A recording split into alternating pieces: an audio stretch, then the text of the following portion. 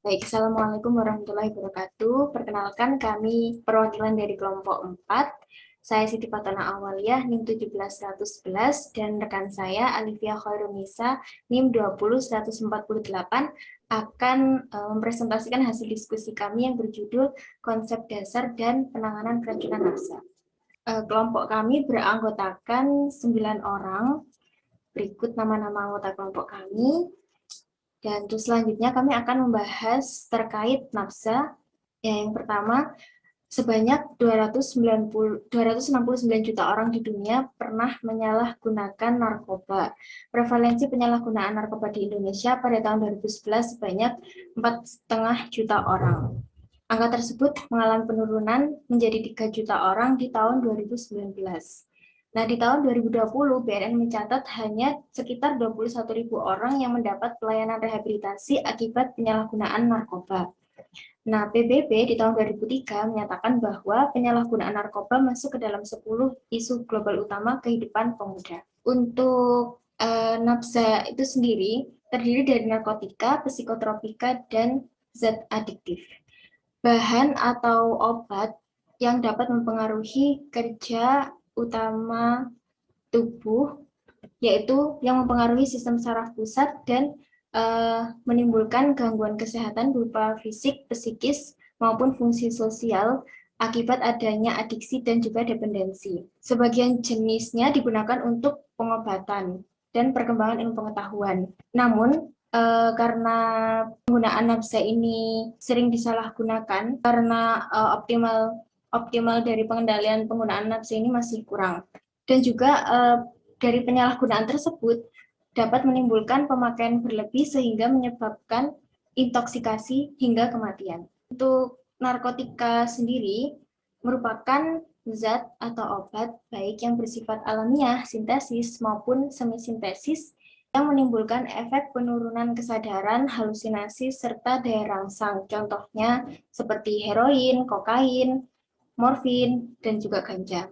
Untuk psikotropika itu sendiri merupakan zat atau obat yang bekerja menurunkan fungsi otak serta merangsang susunan syaraf pusat sehingga menimbulkan reaksi berupa halusinasi, gangguan cara berpikir, dan candu bagi pemakainya, seperti perubahan khas aktivitas mental. Contohnya yaitu ekstasi dan juga sabu-sabu. Untuk zat adiktif lainnya, ini merupakan zat-zat selain narkotika dan juga psikotropika yang dapat menimbulkan kecanduan juga bagi pemakainya. Misalnya minuman beralkohol, lem kayu, bensin, dan juga tembakau. Nah, untuk narkotika itu sendiri memiliki 3 jenis golongan. Untuk golongan yang pertama, ini merupakan golongan yang sangat berbahaya dan berisiko tinggi, menyebabkan kecanduan sehingga tidak digunakan untuk terapi pengobatan. Biasanya digunakan untuk tujuan perkembangan ilmu pengetahuan saja. Contohnya itu seperti heroin, kokain, dan juga ganja. Kemudian yang golongan kedua dimanfaatkan untuk pengobatan sesuai dengan resep dokter dan masih berpotensi tinggi menimbulkan ketergantungan. Misalnya morfin dan petidin. Nah, untuk morfin sendiri biasanya digunakan untuk mengurangi nyeri intensitas sedang atau berat. Misalnya digunakan untuk pengobatan pada pasien kanker dan juga serangan jantung. Untuk yang golongan ketiga ini dimanfaatkan untuk pengobatan dan terapi karena memiliki tingkat ketergantungan yang ringan. Misalnya kodein. Kodein ini digunakan untuk batuk kering, kemudian juga batuk yang disertai nyeri. Kemudian untuk psikotropika ini memiliki 4 jenis golongan. Untuk golongan yang pertama masih sama, berpotensi tinggi menyebabkan kecanduan sehingga penggunaannya ini masih dilarang dan juga dibatasi. Contohnya ekstasi. Kemudian yang golongan kedua ini berhasiat untuk terapi pengobatan dan diresepkan dokter karena masih memiliki ketergantungan yang cukup tinggi. Misalnya obat amfetamin. Ini biasa digunakan untuk mengobati gangguan seperti hiperaktif.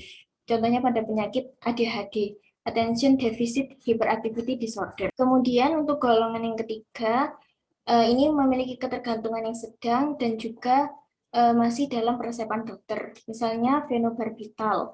Nah, fenobarbital ini termasuk golongan obat-obatan anti kejang, digunakan sebagai obat penenang. Kemudian untuk golongan yang keempat, psikotropika dengan penggunaan yang luas dan biasa digunakan untuk pengobatan.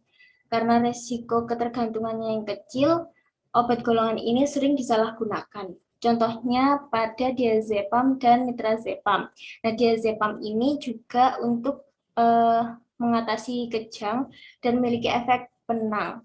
Golongan diazepam ini masuk ke dalam golongan anti-ansietas. Yang selanjutnya, zat adiktif dan lainnya, misalnya minuman beralkohol. Terdapat 3 golongan. Golongan yang A, kadar etanolnya 1 hingga 5%, contohnya pada bir. Kemudian golongan B, kadar etanolnya 5 hingga 20%, contohnya minuman anggur. Golongan C, kadar etanolnya 20 hingga 45%, contohnya whisky. Kemudian ada zat inhalasi, bahan yang rute masuknya perlu dihirup dan masuk ke tubuh melalui sistem pernafasan, contohnya thinner, uap bensin, terus lem kayu. Selanjutnya ada tembakau. Biasanya terdapat pada rokok yang di dalamnya mengandung zat adiktif dan nikotin. Selanjutnya akan dilanjutkan oleh rekan saya. Terima kasih. Untuk selanjutnya, saya akan menjelaskan mengenai intoksikasi narkotika. Yang pertama, golongan 1 itu dicontohkan heroin. Intoksikasi heroin ditandai dengan perubahan pupil, muntah, diare, kebingungan, bradipni, HIV atau AIDS. Kemudian intoksikasi narkotika golongan 2 yaitu morfin ditandai dengan iritabilitas, tremor, lakrimasi, kolaps kardiovaskular.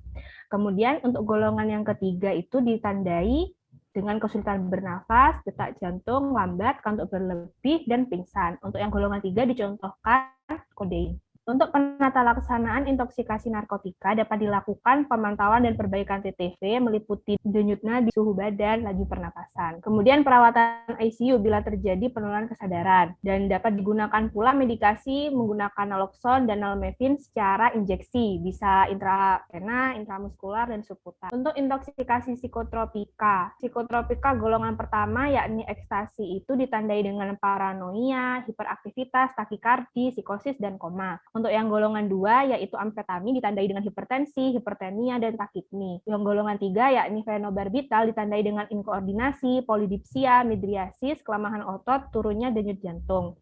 Dan golongan 4 yakni diazepam ditandai dengan ataksia dan disartria. Penata laksanaan intoksikasi psikotropika meliputi menjaga pasien tetap tenang dan mendengarkan seksama, tidak melakukan anamnesis yang panjang ataupun berdebat dengan pasien. Jika terjadi overdosis, segera pindahkan pasien ke tempat yang cahaya dan suhu ruangan yang baik. Dilarang meninggalkan pasien sendirian karena dikhawatirkan terjadi perburukan kondisi pasien dapat terjadi sewaktu-waktu. Untuk intoksikasi zat adiktif, pada minuman beralkohol itu ditandai dengan sirosis hepar, kanker, dan luka-luka.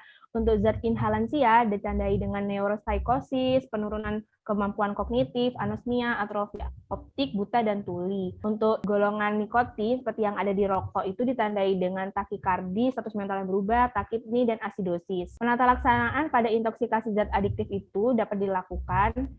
Di sini dicontohkan itu pada kasus keracunan toluena tidak ada penawar khusus yang dapat mengatasi, sehingga dilakukan beberapa tindakan seperti yang pertama, amankan jalan napas, beri dukungan ventilasi, beri oksigen jika terdengar bunyi wheezing atau mengi. Jika terjadi hipotensi, lakukan IV cairan kristaloid guna mengembalikan keseimbangan elektrolit, resusitasi, dan hidrasi. Jika terjadi dislipidemia, beri propanolol, esmolol, atau lidocaine. Kemudian selanjutnya akan dibahas mengenai patofisiologi dari nafza. Yang pertama yaitu golongan narkotika.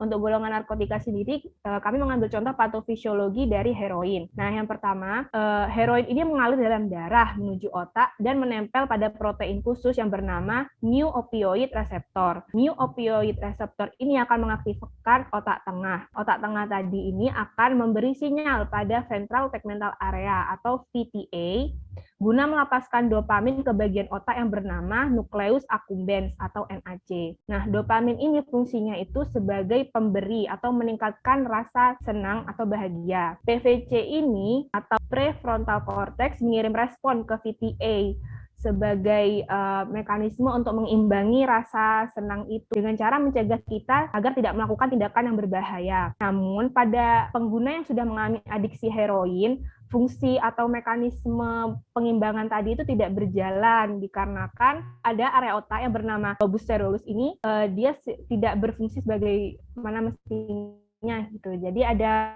pengaruh dari LC ini yang mengatur tingkat ketergantungan seseorang. Kemudian untuk patofisiologi psikotropika, kami mengambil contoh patofisiologi pada amfetamin. Mekanismenya seperti berikut. Amfetamin dosis tinggi akan berdifusi ke sel syaraf, masuk ke sel syaraf dengan cara difusi yang akan menyebabkan terjadinya gangguan gradien pH. Gangguan tersebut mengakibatkan dopamin ini menumpuk dalam sitoplasma dan efeknya terjadi transport balik dopamin. Dopamin tadi itu selanjutnya akan diinaktivasi oleh monomin oksidase sehingga memicu terjadinya stres oksidatif yang berujung pada kerusakan sel. Nah, hal tersebut menimbulkan defisit persisten fungsi neuron atau terjadinya kadar dopamin turun dan transport dopamin itu rusak, yang bisa menyebabkan kerusakan otak jangka panjang, utamanya di daerah seperti pengatur gerakan, untuk belajar, dan memori. Selain itu, penggunaan amfetamin menyebabkan kerusakan pada transporter serotonin yang ada di area talamus, otak tengah, cerebellum, cerebral cortex, sehingga terjadi peningkatan agresivitas pada pengguna amfetamin. Untuk patofisiologi dari zat adiktif, kami mengambil patofisiologi toluena. Nah, salah satu kandungan yang ada di bensin itu adalah toluena. Toluena adalah hidrokarbon aromatik yang penyalahgunaannya paling sering dilakukan dengan cara dihirup, di mana hal tersebut meningkatkan potensi intoksikasi sistemik. Misalnya pada paru-paru, toluena itu kontak dengan parenkim paru yang kemudian akan menghancurkan membran alveolar dan kapiler serta menyebabkan edema. Sedangkan keracunan pada ginjal dan metabolik akan meningkatkan terjadinya asidosis tubulus ginjal, hipokalemia, dan rhabdomyolisis. Perawat dalam hal ini memiliki beberapa peran, yaitu yang pertama sebagai caregiver atau pemberi asuhan keperawatan. Perawat ini membantu mendapatkan kembali kesehatan klien melalui proses penyembuhan secara holistik dan berdasarkan kebutuhan dasar manusia. Yang kedua yaitu sebagai pelindung dan advokat pasien. Artinya perawat itu bertindak selalu mengutamakan keamanan diri pasien serta membantu pasien dalam menyatakan hak-haknya yang dibutuhkan. Yang ketiga yaitu fungsi edukator. Fungsi edukator artinya di sini perawat membantu klien dalam meningkatkan pengetahuan kesehatan, meliputi gejala penyakit dan tindakan yang diberikan, dengan harapan terjadi perubahan baik pada perilaku klien. Yang keempat yaitu fungsi kolaborator. Artinya perawat diharuskan dapat bekerja sama dengan tim kesehatan lain seperti dokter, fisioterapi, ahli gizi atau apoteker, dengan tujuan untuk mengidentifikasi perawatan yang akan dilakukan atau saling tukar pendapat untuk memberikan pelayanan kepada klien. Yang selanjutnya yaitu sebagai konsultan. Artinya perawat menjadi tempat konsultasi masalah atau tindakan yang tepat untuk diberikan. Selanjutnya yaitu sebagai role model. Artinya perawat yang dalam hal ini merupakan profesi yang dipandang sebagai profesi yang memiliki banyak pengetahuan, sehingga perawat ini diharapkan bisa menjadi contoh untuk masyarakat sekitarnya. Dalam perannya sebagai penanggulang penyalahgunaan nafza, perawat ini diharapkan dapat membantu pasien dari segi medikasi, perawatannya, dan upaya promotif, preventif, rehabilitatifnya. Berikut ada studi kasus tentang penyalahgunaan nafza. WW merupakan siswa laki-laki yang dikategorikan menjadi siswa rajin. Di samping itu, ia merupakan anak pertama dari dua bersaudara yang menjadi salah satu korban broken home dari orang tuanya. Ia seorang anak rumahan yang selalu mengurus adiknya yang berusia 1 tahun. Namun setelah ia mendengar sebuah keributan orang tuanya dan mendengar orang tuanya bercerai, akhirnya ia memutuskan untuk pergi keluar bersama temannya. Saat itu temannya menawarkan sebatang rokok lintingan, tapi bau asapnya aneh, tidak seperti bau asap rokok yang selama ini ia hisap. Setelah bercerai, ayah WW masih tetap memberi uang jajan kepadanya. Namun karena stres rasanya menjadi broken home, uang tersebut digunakannya untuk membeli ganja dan obat-obatan yang membuat ia merasa tenang. Beberapa upaya yang dapat dilakukan. Yang pertama, ialah dari pihak keluarga dapat memberi kasih sayang dan perhatian cukup walau sudah bercerai dan tetap menjaga keharmonisan. Yang dapat dilakukan masyarakat itu saling peduli dengan lingkungan sekitar dengan cara membantu tetangga jika mempunyai masalah. Yang selanjutnya itu peran dari sekolah ya, yang dapat dilakukan itu memberikan edukasi dan layanan informasi tentang bahaya penyalahgunaan nafsa. Dan dari individunya sendiri, dari WW itu dapat mendekatkan diri pada Tuhan dan berniat tidak mengkonsumsi obat-obatan berbahaya lagi, serta tidak bergaul dengan teman pemakai obat-obatan berbahaya. Baik, sekian presentasi dari kelompok 4. Kurang lebihnya mohon maaf. Wassalamualaikum warahmatullahi wabarakatuh.